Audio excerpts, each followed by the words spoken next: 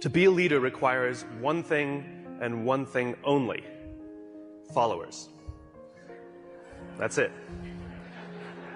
It has nothing to do with rank or title. It has to do with whether others are going to choose, if they volunteer, raise their hands and volunteer to go in the direction that you set.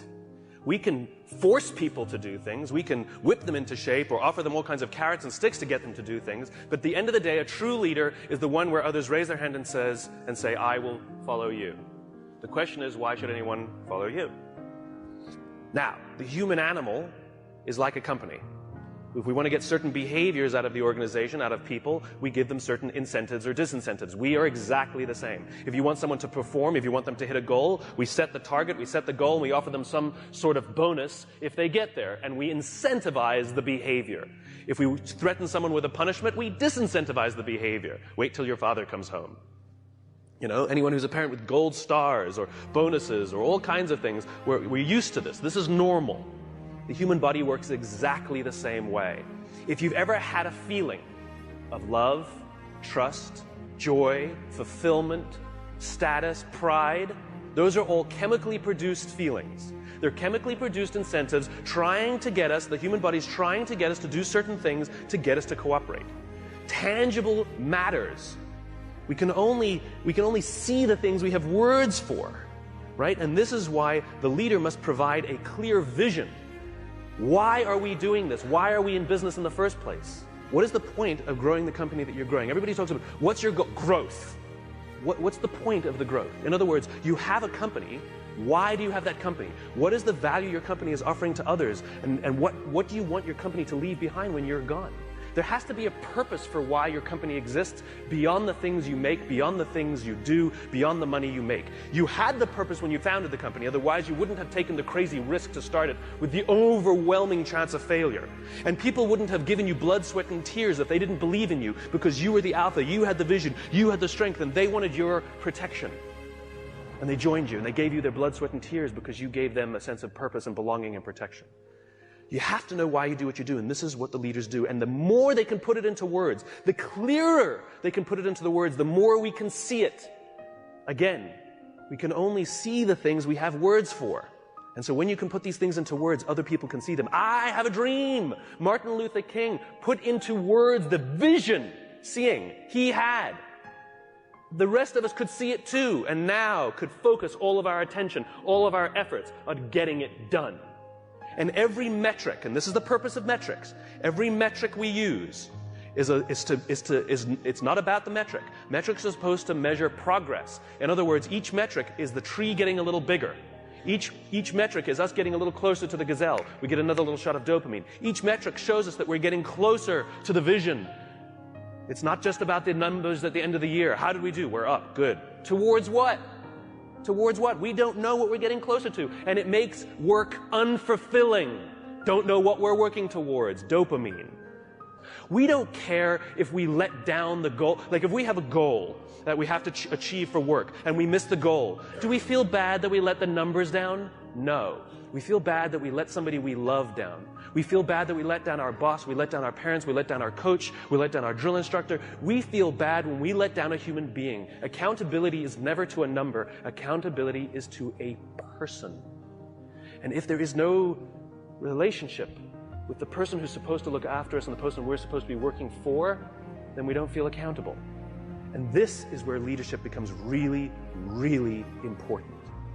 You see, when we give selflessly to those in our tribe, offering them protection, because that's all anybody wants at work. They want to feel safe, comfortable, protected. Think about it as a parent. You know, back in those days, there were no countries, there were no corporations, there were no companies. They didn't exist. There's only one thing that pre-existed all of those things. The family. That's all we had. Each other.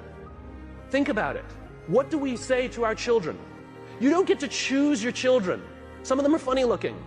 Some of them not that smart. Okay? Those are the kids you got.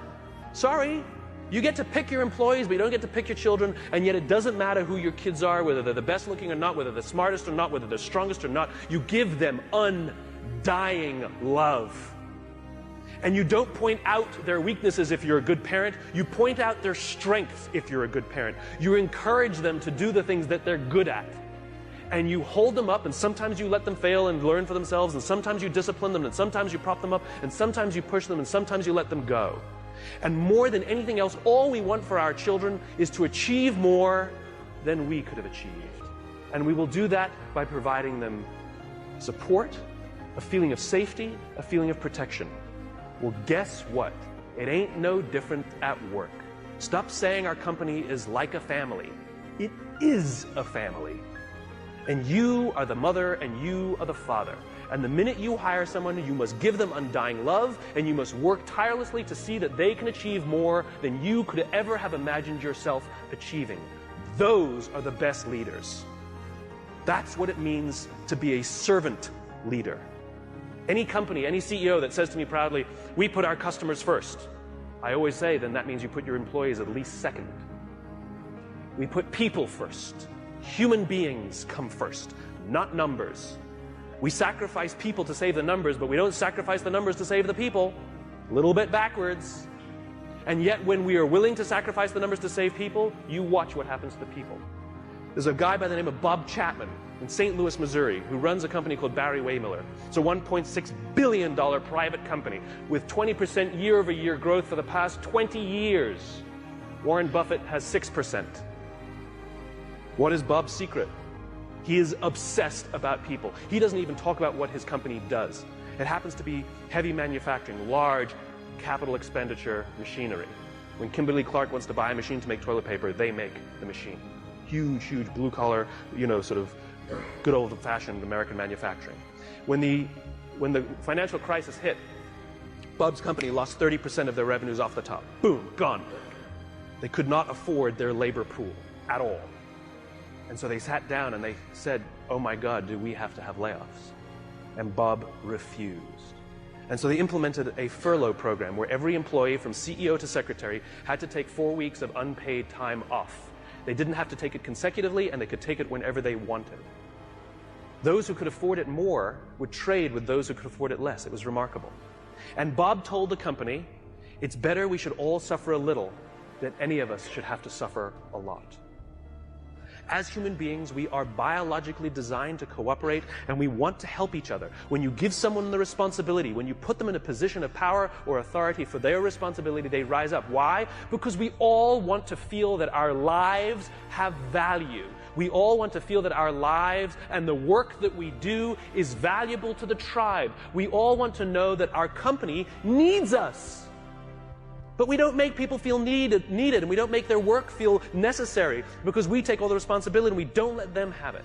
And when people feel fulfilled, when we make them feel necessary and they feel proud because something got done, because they were a part of it, they will give more and more and more and more. People in the Marine Corps are willing to give their lives for people they barely know because they've learned to trust each other. When you show up at Paris Island or in San Diego for the first day of boot camp and you're standing there in the yellow footprints, the drill instructor will yell in your face this far away from you, and the first words they hear, the words I, me, my, are no longer in your vocabulary. They will be replaced with we, together, and us. They are taught that success does not come by yourself. It only comes in a group. There's an old African proverb: to go fast, go alone. To go far, go together. We're all talking about how quickly we're growing our companies, but how long will your company last? 80% of the Dow Index are 35 years or younger. Sure, we build fast-growing companies, but they don't last.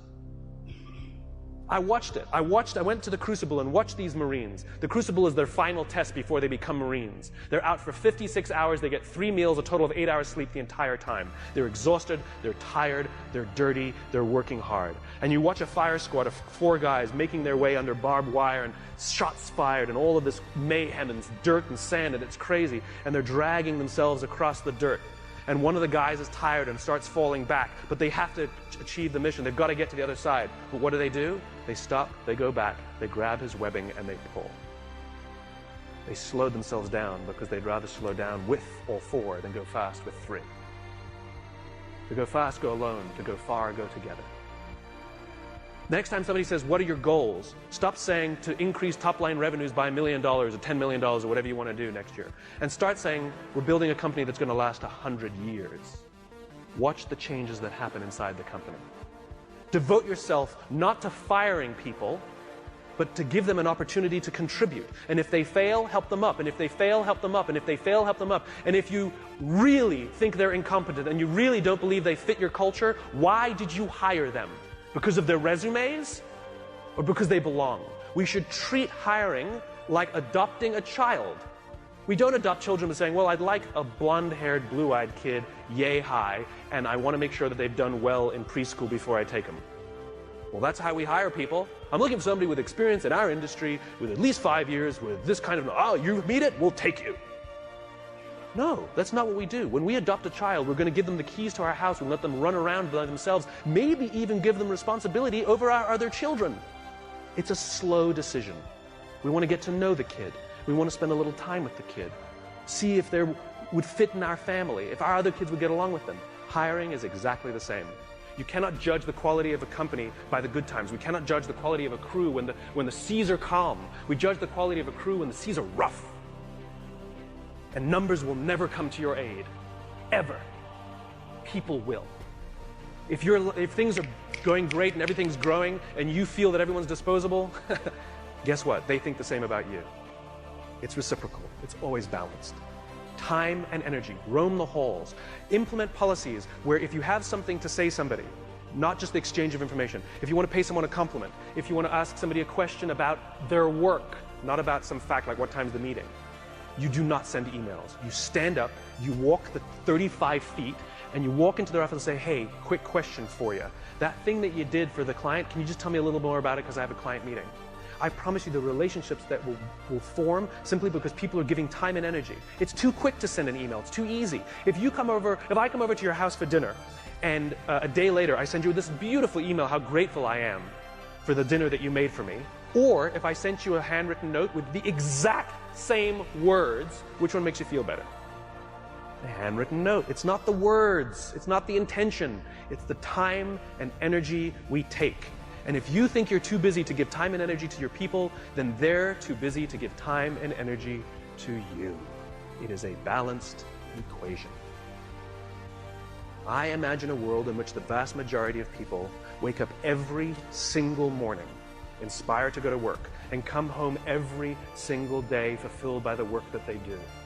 I believe that loving our jobs is a right, not a privilege. Why should it be just the lucky few who get to love going to work? It is an entitlement that we all have. And by saying love our jobs, it doesn't mean we have to like them every day. We love our children every day, we don't like them every day. Right? We don't have to like every day, it can be hard, but we get to love it every day. And the thing that makes us love our jobs is not the work that we're doing. It's the way we feel when we go there. We feel safe, we feel protected, we feel that someone wants us to achieve more and is giving us the opportunity to prove to themselves and to ourselves that we can. This is the world that I imagine. This is why I do these talks.